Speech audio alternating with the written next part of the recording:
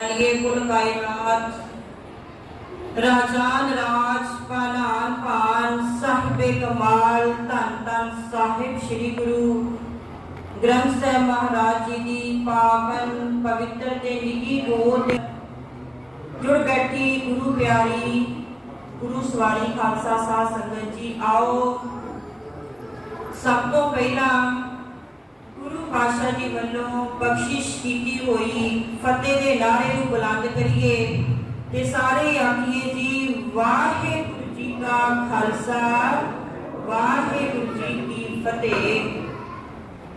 गुरु प्यारी साध संगत जी आज असीं सारे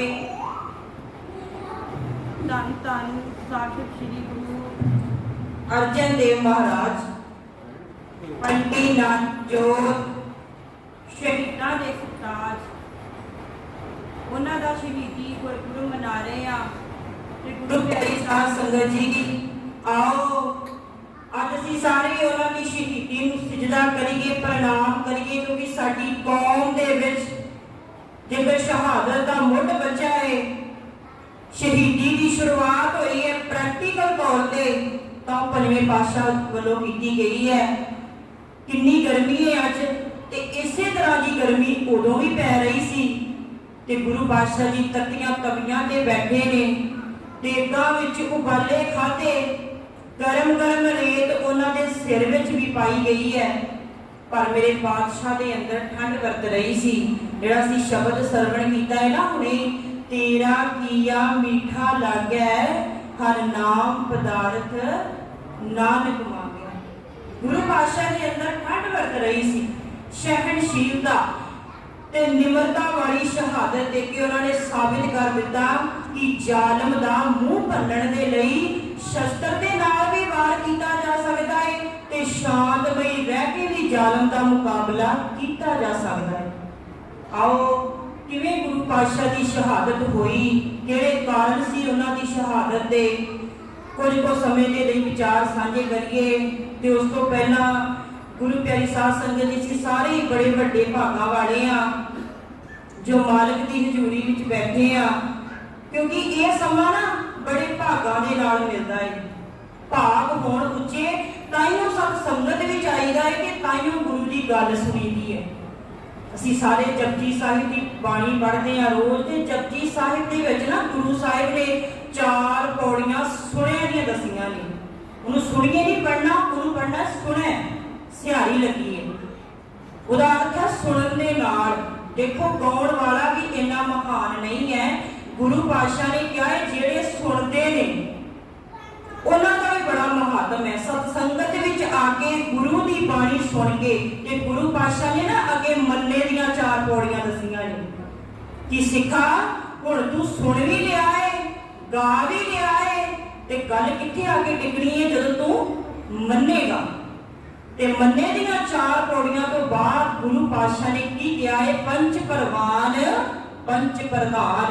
जेड़ा सुन के मान लैंदा है ना वो परवान चढ़ जाता है ओदा लोक सुखिया परलोक सुहेला हो जाता है। पर गल उदों बननी है जदों सुन के असीं मनना भी है क्योंकि गुरबाणी के अंदर एक वचन होर आउंदा है। मैं अगे भी काफी बार साझा कीता है कि गुरबाणी सानू पुकार पुकार के कह रही है सिखा तू गुरुद्वारे साहिब आउना है शाबाश है तेरे बड़े भाग है। तू गुरु की बाणी सुनदा है तेरे उत्तम भाग ने। तू गुरु की गाणी नूं गाउंदा है बड़े भागा वाला है।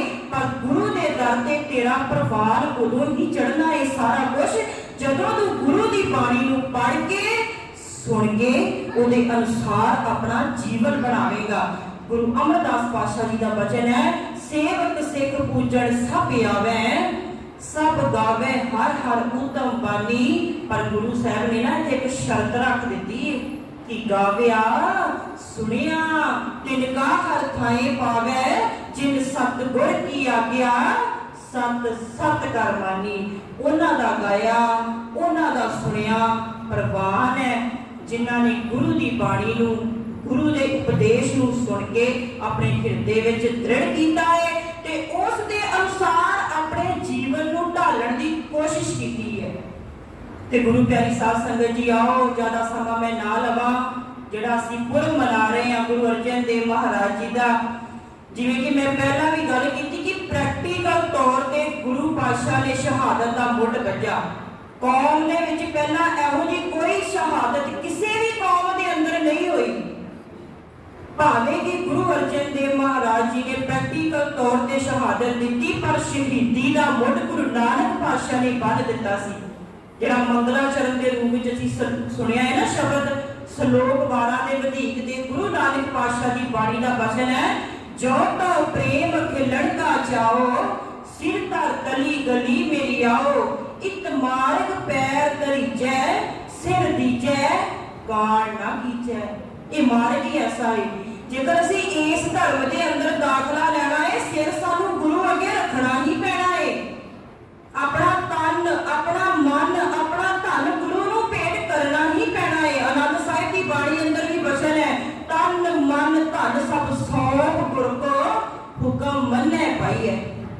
सारे थां ते ये 1430 का खजाना जिहड़ा सानू साडे गुरु अर्जन देव पातशाह ने दिता है ना, ये सानू पुकार पुकार के यही कह रहा है, सिखा गुरु दे सिद्धांत नूं सुन के मान लै, उसके अनुसार अपना जीवन बना लै, तेरा जीवन सफल हो जाएगा। सो गुरु प्यारी साध संगत जी, गुरु अर्जन देव पातशाह जी उन्हां दे वेले की कारण सी शहीदी दा, ये असीं सरवण करिए। उन्हां दे वेले सिख धर्म का प्रचार सिखरां ते पुज चुका सी। गुरु पातशाह ने तरनताਰਨ नगर वसाया, हरगोबिंदपुर वसाया, अपने साहिबजादे दे प्रकाश की खुशी दे विच नगरां दी स्थापना की, लाहौर विच एक बौड़ी तैयार करवाई। उस समय जिहड़ा भी गुरु की शरण विच आउंदा सी ना, गुरु अर्जन देव पातशाह की शरण विच, भावें वो किसी भी धर्म का सी, भावें वो हिंदू सी, भावें वो मुसलमान सी, पर जदों गुरु के दर ते आउंदा सी, गुरु दा ही होके रह जांदा सी। ते उस समय का जिहड़ा बादशाह सी जहांगीर, हिंदुस्तान का बादशाह, उसनूं ये प्रवान नहीं सी कि किसी धर्म के आगू के मगर इन्नी जनता जाए, किसी धर्म का आगू इन्नी उच्ची पद्धर ते अपना प्रचार करे। क्योंकि जहांगीर जिहड़ा है ना, उसने अपनी एक किताब लिखी है, तुझके जहांगीरी, जिहदे विच उसने अपना सारा जीवन लिखिया है। ते गुरु अर्जन देव पातशाह की शहीदी का पहला कारण सानू उस किताब विचों ही लभ जाता है।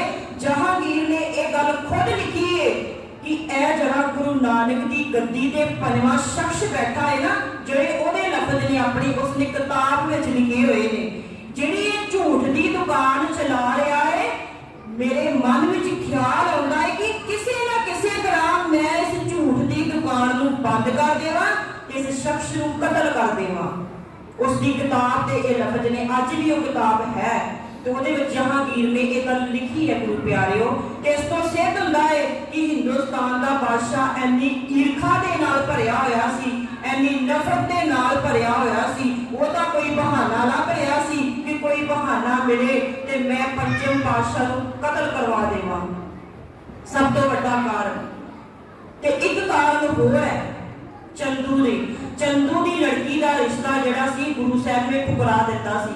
क्योंकि चंदू कहता सी पहला हरगोबिंद जिहड़े उन्हां दे शहजादे ने, साहिबजादे ने, वो मुसलमान धर्म विच आवे ते मैं अपनी बेटी का रिश्ता पंचम पातशाह दे सपुत्र नाल करा। पर इस तरह हो थोड़ी सकता है। साडे गुरु ने तो सानू सिखाया है कि धर्म के अंदर रह के अपना जिहड़ा है वो कर्म गुजारना है, जीवन गुजारना है। क्योंकि साडी कौम के अंदर जेकर असीं पढ़ लईए गुरु अर्जन देव पातशाह, गुरु तेग बहादुर पातशाह, गुरु गोबिंद सिंह महाराज, उस तो बाद 18वीं 17वीं सदी के जिन्ने भी सिख ने शहादत दी है कि अपना धर्म बचाना है, अपनी पत नूं बचाना है, इस नूं दाग नहीं लगन देना। ते साडे गुरु हरगोबिंद पातशाह किवें अपना धर्म तब्दील कर सकते सी। ते चंदू नूं बड़ा रोस आया कि मैं हिंदुस्तान के बादशाह का खास अहलकार हाँ, मेरे बेटी के रिश्ते नूं गुरु साहब ने ठुकरा दिता है। एक कारण था शहीदी का यही बनया। ते गुरु प्यारी साध संगत जी, उस समय नक्शबंदी सिलसिला बड़ा मशहूर सी। ते नक्शबंदी सिलसिले का जिहड़ा आगू सी ना, शेख अहमद सरहंदी, वो सी, वो बहुत कट्टर सी। ते उस समय ना गुरु अर्जन देव पातशाह के वेले सखी सरवरियां का बड़ा बोलबाला सी। ये सखी सरवर एक पीर सी, जिन्हों लोग बहुत ज़्यादा पूजते सी ते गुरु साहिब के दर ते जिहड़ा भी आउंदा सी गुरु साहिब उसनूं यही संदेश दिंदे सी कि साडा मालिक एक है, साडा परमेश्वर एक है, ये पीर पैगंबर ये मड़ियां ये कबरां साडे गुरु नहीं ने। ते गुरु साहिब जदों इस किसी सेवक नूं समझाउंदे सी ना ते गुरु साहिब दा समझाउण दा ते ढंग ही इहो जिहा सी कि जिहड़ा आउंदा सी वो गुरु दा ही हो के रह जांदा सी, वो गुरु दा सिख बन जांदा सी। ते उस समय इस चीज नूं भी बड़ी ढाह लगी क्योंकि जिहड़ा प्रचार सखी सरवरियां दा सी वो तादी हो रहा सी ना जे कहीं हिंदुस्तान दे बादशाह दी शह सी, क्योंकि उस समय जिसका राज होवे उस समय वही चीज प्रफुल्लित हो सकती है जिसनूं शह मिली होवे। ते सखी सरवरियां दा बहुत वड्डी पੱਧਰ ते प्रचार हो रहा सी ते समाप्ति इहदी शुरुआत है खत्म होण दी वो कित्थों शुरू होई। ध्यान दे नाल सुणिए गुरु प्यारिओ, एक पिंड है कंगमई जिथों दा सिख सी भाई मंझ। असीं सारिआं ने भाई मंझ दा नाम जरूर सुनिया होवेगा। वो भाई मंझ जिसने गुरु घर दे विच आके लकड़ां दी सेवा कीती लंगर दे वास्ते। ते एक बार पता की होया सी, एक काफी हनेर आ रहा सी, भाई मंझ नूं पता नहीं लगा, रस्ते विच एक खूह आ गया, वो भाई मंझ खूह दे विच डिग पिया। पर वेखो गुरु दे सिख दा फर्ज, वेखो गुरु दे सिख दा कर्तव्य। भाई मंझ जदों खूह विच डिग्गा है ना उसने की कीता, लकड़ां अपने सिर ते रखियां ने ते आप थल्ले खूह विच खलोते ने। ते सिखां नूं जदों दिन चढ़िया आवाज़ां दित्तियां, पता लगा भाई मंझ खूह विच डिग पिया है, उसनूं कड्ढण लगे तां भाई मंझ दा पता की जवाब सी। मैं ये साखी इस करके आप जी नाल साझी कीती है कि भाई मंझ उस समय सखी सरवरियां दा बड़ा वड्डा शागिर्द सी ते वेखो गुरु दी संगत विच आके किवें ओह सिख बणिया। भाई मंझ जी कहण लगे सिखां नूं, पहलां तुसीं रस्सा लिया के इन्हां लकड़ां नूं बाहर कड्ढो, गुरु का लंगर तैयार होना है, ये लकड़ां ज्यादा जरूरी ने, ये गुरु के लंगर वास्ते पहला पहुंचणियां चाहिदियां ने, मैनूं तुसीं खूह दे विचों बाद विच बाहर कढणा। जदों सिखां ने काफी जोर लाया भाई मंझ नहीं मन्ने तां भाई जिहड़े सिख सी गुरु अर्जन देव पातशाह नूं खूह दे कोल लैके आए ते भाई मंझ ने फिर अपने वचन दोहराए, गुरु पातशाह जी सिखां नूं कहो पहलां इन्हां लकड़ियां नूं बाहर कढिया जावे तां जो गुरु दा लंगर तैयार हो सके, बाद विच मैनूं बाहर कढणा। ते जदों बाद विच लकड़ां भी कढिया गईयां, भाई मंझ नूं भी बाहर कढिया गया ते गुरु सवारिओ ओ भाई मंझ जिहड़ा सखी सरवरियां दा सब तो वड्डा उपासक सी ना, जदों खूह दे विचों गुरु साहिब ने उसनूं बाहर कढिया, गुरु साहिब ने अपनी छाती दे नाल ला लिया, कहण लगे मंझ गुरु का प्यारा, गुरु मंझ प्यारा, मंझ गुरु का बोयता जग लंगर हारा। इन्नी बख्शिश मालिक दी। ते हुण मैं आप जी नाल ये साखी सांझी करां कि भाई मंझ जिहड़ा सी ना उस सखी सरवरियां दा उपासक सी, गुरु दी शरण विच आया ते गुरु दा ही हो के रह गया, अपनी जान दी परवाह नहीं करदा सी। जदों गुरु दे चरनां विच आ जांदा है ते की होया, किवें ओह सिख बणिया, पहलां असीं ये साझा करिए। जदों सखी सरवरियां नूं ओह पूजदा सी अपने घर विच, उसने जगह बनाई होई सी, उत्थे दीवा जगाउणा रोज, ते साल दे विच ना एक बार अपना संग लैके ओह सखी सरवरियां दे डेरे ते जांदा हुंदा सी, अपने नाल काफी संगत लैके। ते की होया, एक बार संगत लैके भाई मंझ जदों गया ना, रस्ते विच हनेरा हो गया, गोइंदवाल साहिब की धरती के उत्ते ठहराव कीता ते उन्होंने सुनिया सी कि इत्थे सिखां दा एक गुरु रहिंदा है, गुरु अर्जन देव महाराज जी, क्यों ना जेकर असीं रात इत्थे ठहरना है तां असीं उस गुरु दे दर्शन ही कर जाइए। जदों जीवन ने पलटा खाना होवे ना, तो गुरु ने मेहर करनी होवे, कोई ना कोई बहाना बन ही जाता है। ते भाई मंझ गोइंदवाल साहिब की धरती ते पुज्जा है, किसी नूं पुछदा है इत्थे गुरु अर्जन देव पातशाह रहिंदे ने, इन्हां नूं मिलना है। तो गुरु प्यारी साध संगत जी, उस समय गुरु अर्जन देव पातशाह काबल कंधार तो संगतां आईयां सी गुरु पातशाह दे दर्शन दीदारे करन। ते गुरु साहिब साडे गुरु, पंजवें गुरु, शहीदां दे सरताज गुरु, जिन्हां दा अज असीं शहीदी दिहाड़ा मना रहे हैं ना, जोड़ियां की सेवा लई खड़े सी, संगत दे जोड़ियां दे विच जोड़ियां की सेवा करते पए सी। वेखो साडे गुरु की निर्माणता, वेखो साडे गुरु की निमरता। ते किसी ने कहा आओ देख पंजवें पातशाह और सिखां दे जोड़ियां की सेवा विच खड़े होए ने। ਤੇ ਗੁਰੂ ਪਿਆਰੀ ਸਾਧ ਸੰਗਤ ਜੀ ਕੀ ਹੋਇਆ, ਭਾਈ ਮੱਝ ਦੀਆਂ ਅੱਖਾਂ ਵਿੱਚੋਂ ਅਥਰੂ ਆ ਗਏ। ਕਹਿਣ ਲੱਗਾ ਇਹਨਾਂ ਦਾ ਗੁਰੂ ਇੰਨੀ ਨਿਮਰਤਾ ਵਾਲਾ ਹੈ, ਇਹਨਾਂ ਦਾ ਗੁਰੂ ਇੰਨੀ ਨਿਰਮਾਨਤਾ ਵਾਲਾ ਹੈ। ਗੁਰੂ ਪਾਤਸ਼ਾਹ ਦੇ ਚਰਨੀ ਆ ਕੇ ਢਹਿ ਪਿਆ ਤੇ ਕਹਿਣ ਲੱਗਾ ਪਾਤਸ਼ਾਹ ਮੈਨੂੰ ਸਿੱਖੀ ਦੀ ਦਾਤ ਦੇ ਦਿਓ। ਗੁਰੂ ਦਾ ਹੀ ਹੋ ਕੇ ਰਹਿ ਗਿਆ। ਤੇ ਹੁਣ ਉੱਥੇ ਗੁਰੂ ਸਾਹਿਬ ਨੇ ਉਸ ਨੂੰ ਇੱਕ ਜਵਾਬ ਦਿੱਤਾ ਹੈ। ਉਹ ਗੁਰੂ ਸਾਹਿਬ ਨੇ ਇਕੱਲਾ ਭਾਈ ਮੱਝ ਨੂੰ ਜਵਾਬ ਨਹੀਂ ਦਿੱਤਾ, ਉਹ ਸਾਡੇ ਸਾਰਿਆਂ ਦੇ ਲਈ ਹੈ। ਗੁਰੂ ਸਾਹਿਬ ਨੇ ਕੀ ਕਿਹਾ, ਭਾਈ ਮੱਝ ਸਿੱਖੀ ਦੀ ਦਾਤ ਮੰਗਦਾ ਹੈ, ਉਹ ਸਿੱਖੀ ਉੱਤੇ ਸਿੱਖੀ ਨਹੀਂ ਟਿਕ ਸਕਦੀ। ਇੱਕ ਬੰਨੇ ਤੂੰ ਸਖੀ ਸਰਵਰੀਆਂ ਦਾ ਉਪਾਸ਼ਕ ਹੈ, ਇੱਕ ਬੰਨੇ ਤੂੰ ਗੁਰੂ ਨੂੰ ਆਪਣਾ ਗੁਰੂ ਬਣਾਉਣਾ ਚਾਹੁੰਦਾ ਹੈ। ਜੇਕਰ ਤੂੰ ਦੁਬਦਾ ਵਿੱਚ ਪੈਰ ਰੱਖੇਗਾ ਤਾਂ ਫਿਰ ਤਾਂ ਡੁੱਬੇਗਾ ਹੀ। ਕਿਉਂਕਿ ਗੁਰੂ ਪਿਆਰੀ ਸਾਧ ਸੰਗਤ ਜੀ ਸਾਨੂੰ ਗੁਰੂ ਅਰਜਨ ਦੇਵ ਪਾਤਸ਼ਾਹ ਨੇ ਇਹ 1430 ਦਾ ਜਿਹੜਾ ਜਹਾਜ਼ ਤਿਆਰ ਕਰਕੇ ਦਿੱਤਾ ਹੈ ਨਾ, ਹਰ ਇੱਕ ਬਾਣੀ ਤੋਂ ਪਹਿਲਾਂ 31 ਰਾਗ ਨੇ ਗੁਰੂ ਗ੍ਰੰਥ ਸਾਹਿਬ ਮਹਾਰਾਜ ਜੀ ਦੇ ਅੰਦਰ, ਹਰ ਭਗਤ ਦੀ ਬਾਣੀ ਤੋਂ ਪਹਿਲਾਂ, ਹਰ ਇੱਕ ਵਾਰ ਤੋਂ ਪਹਿਲਾਂ, ਹਰ ਇੱਕ ਸ਼ਲੋਕ ਤੋਂ ਪਹਿਲਾਂ ਗੁਰੂ ਸਾਹਿਬ ਨੇ ਪਤਾ ਕਿਹੜਾ ਹੋਕਾ ਦਿੱਤਾ ਹੈ, ਇੱਕ ਓੰਕਾਰ ਕਿ ਪਰਮਾਤਮਾ ਇੱਕ ਹੈ। ਫਿਰ ਅਸੀਂ ਅੱਜ ਆਪਣੇ ਗੁਰੂ ਕਿਉਂ ਜ਼ਿਆਦਾ ਬਣਾਏ ਹੋਏ ਨੇ। ਭਾਈ ਮੱਝ ਨੂੰ ਗੁਰੂ ਸਾਹਿਬ ਨੇ ਕਿਹਾ ਭਾਈ ਮੱਝ ਸਿੱਖੀ ਤੇ ਸਿੱਖੀ ਨਹੀਂ ਟਿਕਦੀ, ਇੱਕ ਦਾ ਸਾਥ ਛੱਡੇਗਾ ਤਾਂ ਹੀ ਤੇਰੇ ਮਨ ਵਿੱਚ ਦੂਜੇ ਦਾ ਖਿਆਲ ਆਵੇਗਾ ਨਾ। ਤੇ ਭਾਈ ਮੱਝ ਨੂੰ ਸੇਵਾ ਤੇ ਲਾ ਦਿੱਤਾ ਤੇ ਭਾਈ ਮੱਝ ਨੇ ਪਹਿਲਾਂ ਜਾ ਕੇ ਆਪਣੇ ਘਰ ਵਿੱਚੋਂ ਜਗ੍ਹਾ ਦਾ ਖਾਤਮਾ ਕੀਤਾ ਤੇ ਗੁਰੂ ਦੇ ਲੜ ਲੱਗਿਆ। ਮੈਂ ਇਹ ਸਾਖੀ ਇਸ ਕਰਕੇ ਵੀ ਸਾਂਝੀ ਕੀਤੀ ਹੈ ਗੁਰੂ ਪਿਆਰੀ ਸਾਧ ਸੰਗਤ ਜੀ, ਅੱਜ ਅਸੀਂ ਵੀ ਜਿੱਥੇ ਗੁਰੂ ਗ੍ਰੰਥ ਸਾਹਿਬ ਮਹਾਰਾਜ ਜੀ ਦੀ ਬਾਣੀ ਨੂੰ ਆ ਕੇ ਸੀਸ ਝੁਕਾਉਂਦੇ ਆ ਨਾ, ਉੱਥੇ ਸਾਡੇ ਅੰਦਰ ਦੁਬਰਾ ਵੀ ਹੈ। ਅਸੀਂ ਆਪਣੇ ਬਾਬੇ ਵੀ ਰੱਖੇ ਨੇ, ਅਸੀਂ ਮੜੀਆਂ ਤੇ ਵੀ ਮੱਥੇ ਟੇਕਦੇ ਆ, ਅਸੀਂ ਕਬਰਾਂ ਨੂੰ ਵੀ ਪੂਜਦੇ ਆ। ਕਿਉਂ ਪੂਜਦੇ ਆ? ਜਦੋਂ ਗੁਰੂ ਸਾਡੇ ਨੇ ਸਾਨੂੰ ਇਹ ਕਹਿ ਦਿੱਤਾ ਹੈ ਕਿ ਸਿੱਖੀ ਤੇ ਸਿੱਖੀ ਟਿਕਣੀ ਨਹੀਂ ਹੈ, ਫਿਰ ਅਸੀਂ ਕਿਉਂ ਨਹੀਂ ਸਮਝਦੇ? ਜਿਹੜੀ ਗੱਲ ਮੈਂ ਸ਼ੁਰੂ ਤੋਂ ਕੀਤੀ ਸੀ ਕਿ ਜਿੰਨੀ ਦੇਰ ਅਸੀਂ ਮੰਨਦੇ ਨਹੀਂ ਆ, ਭਾਵੇਂ ਅਸੀਂ ਸੁਣੀ ਜਾਈਏ, ਪ੍ਰਵਾਨ ਨਹੀਂ ਹੋਣਾ, ਤੇ ਫਿਰ ਅਸੀਂ ਪ੍ਰਵਾਨ ਕਿਵੇਂ ਚੜਾਂਗੇ? ਗੁਰੂ ਗੋਬਿੰਦ ਸਿੰਘ ਮਹਾਰਾਜ ਨੇ ਸਾਨੂੰ ਇਹ ਗੁਰੂ ਬਣਾ ਕੇ ਦਿੱਤਾ, ਸ਼ਬਦ ਗੁਰੂ ਦੇ ਦਿੱਤਾ। ਤੁਹਾਡਾ ਸਿੱਖੋ ਗੁਰੂ ਹੀ ਇਹ ਹੈ, ਸਭ ਸਿੱਖਣ ਕੋ ਹੁਕਮ ਹੈ ਗੁਰੂ ਮਾਨਿਓ ਗ੍ਰੰਥ। ਸਾਡਾ ਗੁਰੂ ਇੱਕ ਹੈ, ਉਹ ਹੈ ਗੁਰੂ ਗ੍ਰੰਥ ਸਾਹਿਬ ਮਹਾਰਾਜ ਜੀ। ਗੁਰੂ ਗੋਬਿੰਦ ਸਿੰਘ ਮਹਾਰਾਜ ਨੇ ਤਾਂ ਇੱਥੋਂ ਤੱਕ ਵੀ ਕਿਹਾ ਸੀ, ਜਾਗਤ ਜੋਤ ਜਪੈ ਨਿਸ ਬਾਸੁਰ ਏਕ ਬਿਨਾ ਮਨ ਨੈਕ ਨਾ ਆਨੈ।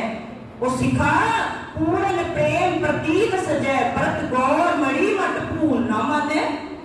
ਤੇ ਅਖੀਰ ਤੇ ਗੁਰੂ ਪਾਤਸ਼ਾਹ ਨੇ ਪਤਾ ਕੀ ਕਿਹਾ ਹੈ, ਪੂਰਨ ਜੋਤ ਜਗੈ ਘਟ ਮੈਂ ਤਬ ਖਾਲਸ ਤਾਹੇ ਨਖਾਲਸ ਜਾਣੇ।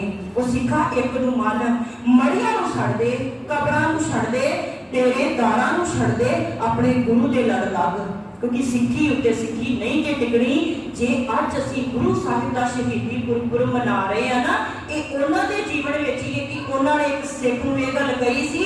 ਤੇ ਸਾਨੂੰ ਵੀ ਆਪਣੀ ਜ਼ਿੰਦਗੀ ਵਿੱਚ ਇਹ ਗੱਲ ਧਾਰ ਲੈਣੀ ਚਾਹੀਦੀ ਹੈ ਕਿ ਜੇਕਰ ਅਸੀਂ ਕਿਸੇ ਹੋਰ ਦੇ ਵੀ ਪੁਜਾਰੀ ਬਣਨਾ ਹੈ ਤਾਂ ਅਸੀਂ ਇਸ ਗੁਰੂ ਦੇ ਪੁਜਾਰੀ ਨਹੀਂ ਜੇ ਬਣ ਸਕਦੇ।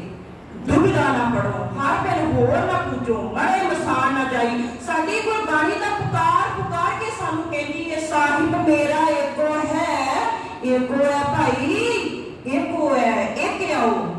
ਉਹਨੂੰ ਛੱਡ ਕੇ ਕਿਧਰੇ ਹੋਰ ਨਹੀਂ ਜਾਣਾ, ਉਹਦੀ ਪੂਜਾ ਕਰਨੀ ਹੈ। ਕਿਉਂਕਿ ਗੁਰੂ ਬਿਨਾ ਗੱਤ ਨਹੀਂ ਜੇ, ਲੱਜ ਨਹੀਂ ਜੇ, ਪੱਤ ਨਹੀਂ ਜੇ, ਜ਼ਿੰਦਗੀ ਦਾ ਤੱਤ ਨਹੀਂ ਜੇ। ਸੱਚ ਜਾਣੋ ਪਿਆਰਿਓ, ਗੁਰੂ ਜਿਹੜਾ ਨੂਰ ਦੇਵੇ, ਖਿੰਗਰਾਂ ਨੂੰ ਦੂਰ ਦੇਵੇ, ਉਹਨੂੰ ਨਾ ਵਿਸਾਰਿਓ। ਅਸੀਂ ਇਹ ਗੱਲ ਆਪਣੇ ਪੱਲੇ ਮੰਨ ਕੇ ਜ਼ਰੂਰ ਖੜਨੀ ਹੈ ਕਿ ਅਸੀਂ ਕੇਵਲ ਇਸ ਗੁਰੂ ਨੂੰ ਮੱਥਾ ਟੇਕਣਾ ਹੈ, ਇਸ ਗੁਰੂ ਦਾ ਲੜ ਫੜਨਾ ਹੈ, ਇਸ ਗੁਰੂ ਦੀ ਬਾਣੀ ਨੂੰ ਪੜ੍ਹਨਾ ਹੈ। ਤੇ ਜਿਨ੍ਹਾਂ ਦੇ ਮਨ ਵਿੱਚ ਇਹ ਸ਼ੰਕਾ ਹੁੰਦੀ ਹੈ ਨਾ ਕਿ ਗੁਰੂ ਗ੍ਰੰਥ ਸਾਹਿਬ ਮਹਾਰਾਜ ਜੀ ਦਾ ਇੱਕ ਕਿਤਾਬ ਵਾਂਗ ਹੈ, ਸਾਡੇ ਮਨ ਵਿੱਚ ਤਾਂ ਕਈ ਸਵਾਲ ਹੁੰਦੇ ਨੇ, ਅਸੀਂ ਕਿਹਦੇ ਅੱਗੇ ਜਾ ਕੇ ਉਹ ਸਵਾਲ ਪੁੱਛੀਏ? ਇਹ ਸਵਾਲ ਗੁਰੂ ਗੋਬਿੰਦ ਸਿੰਘ ਮਹਾਰਾਜ ਨੂੰ ਵੀ ਸਿੱਖਾਂ ਨੇ ਕੀਤਾ ਸੀ।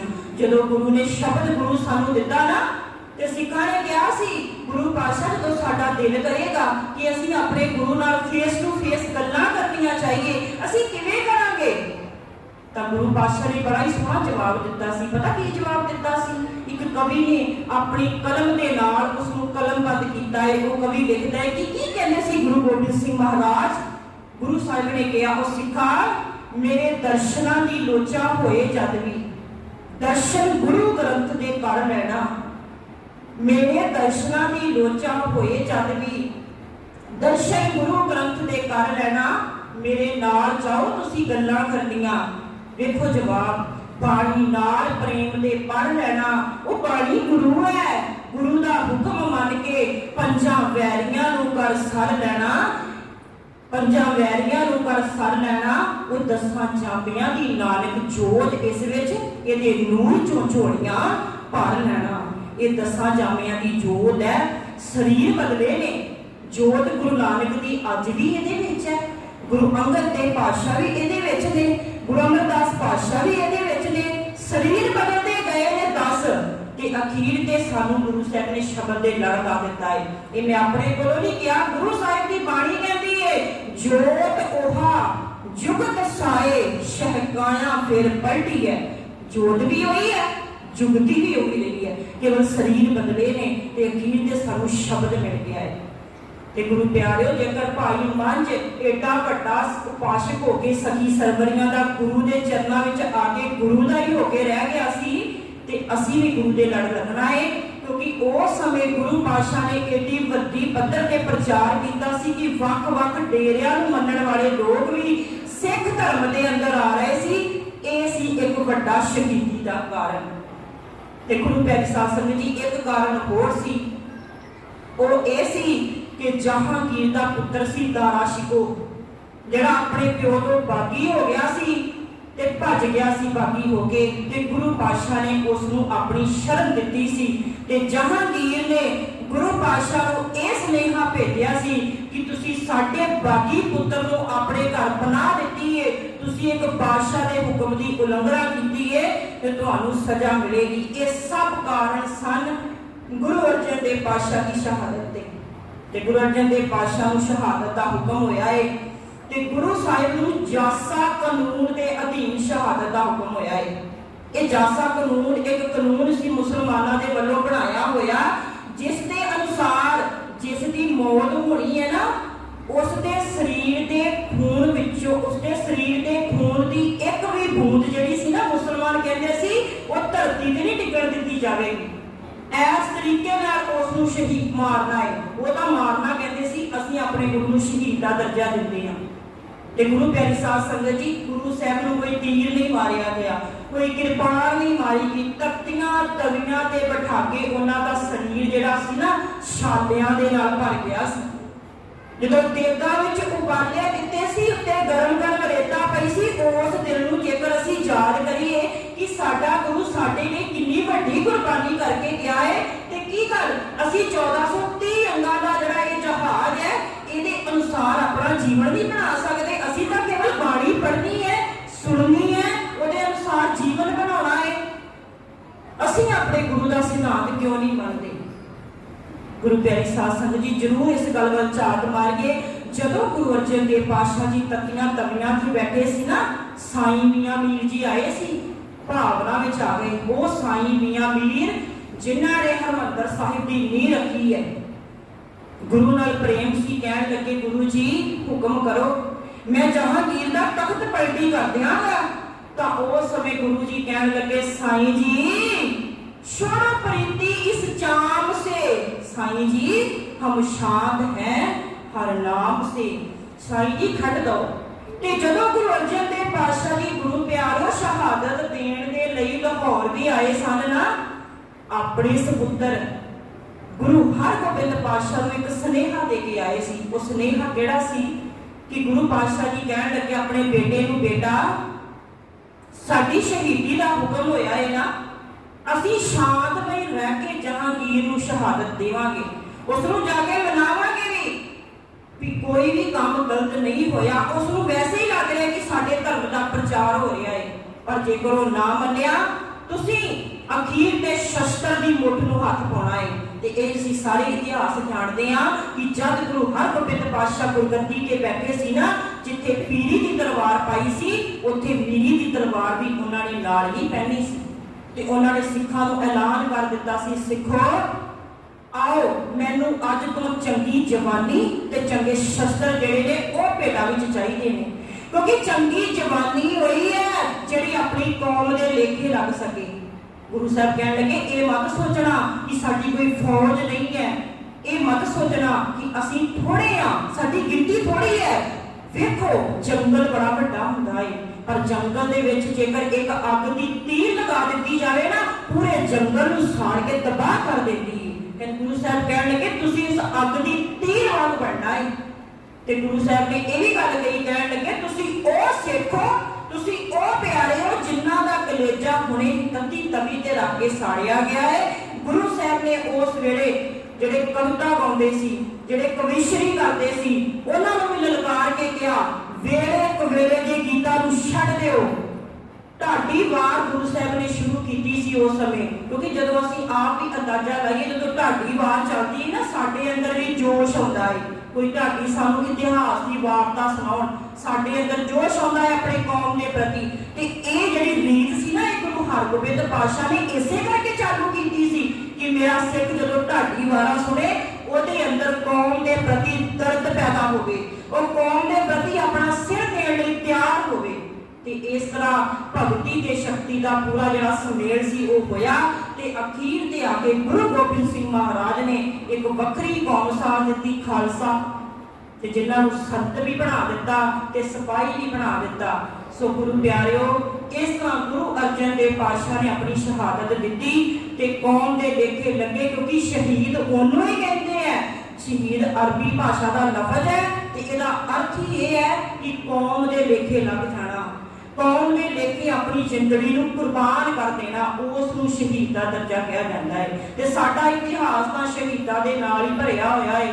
गुरु अर्जन देव महाराज जी की शहादत तो बाद जिवें शहीदियां दा दौर ही चल गया सी।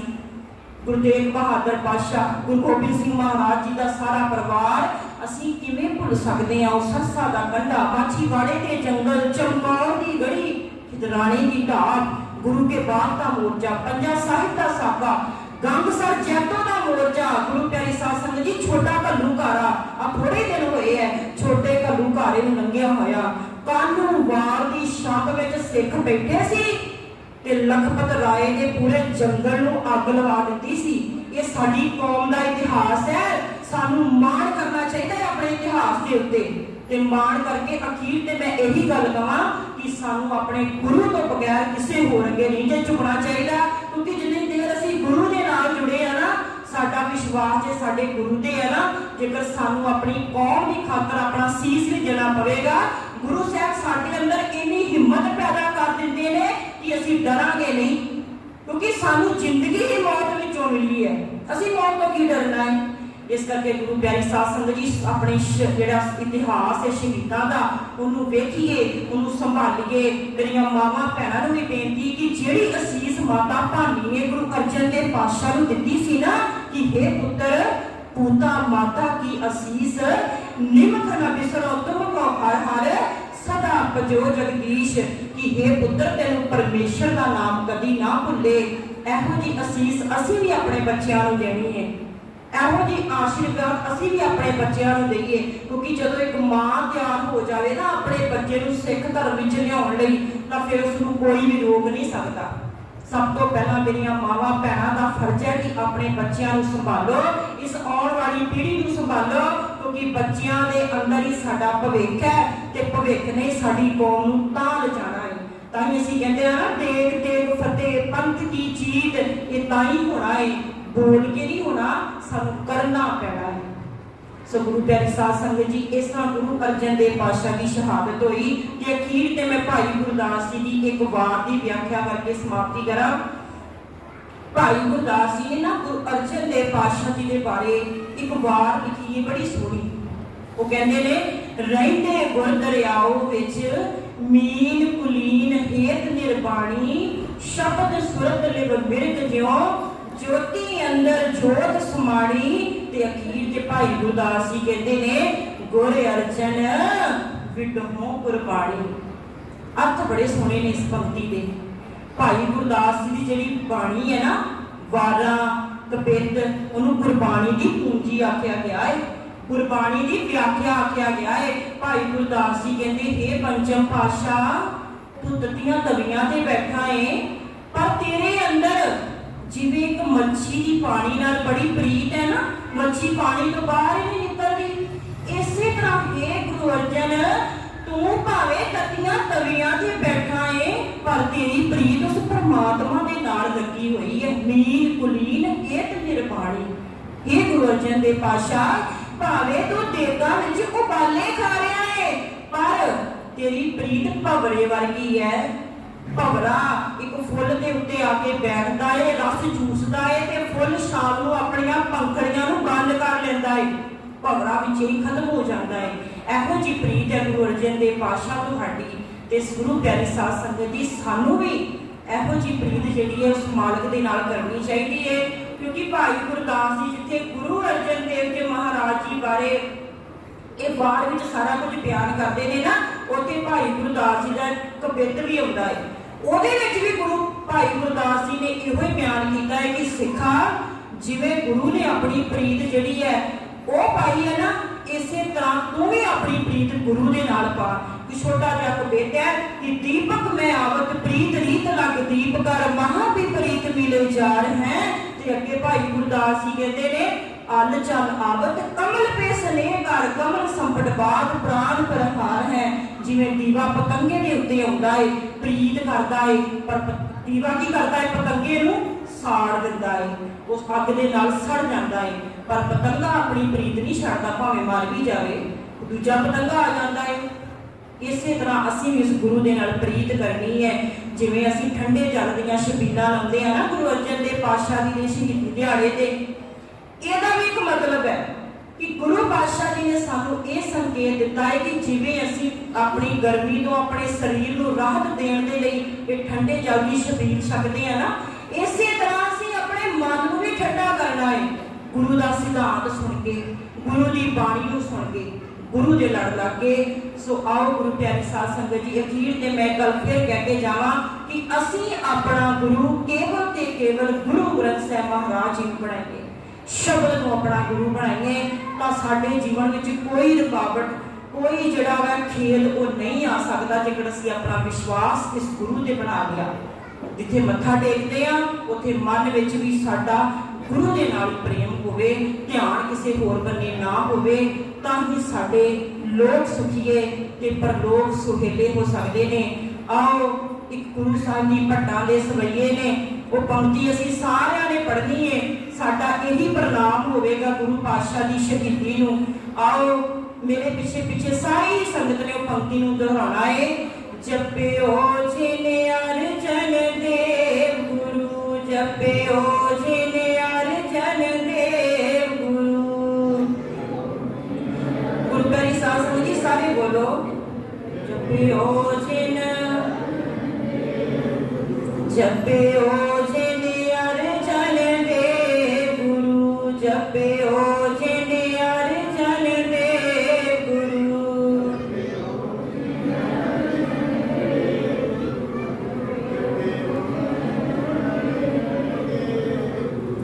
ਫਿਰ ਸੰਕਟ ਜੋਨ ਗਰਭ ਨਾ ਆਇਓ, ਫਿਰ ਸੰਕਟ ਜੋਨ ਗਰਭ ਨਾ ਆਇਓ।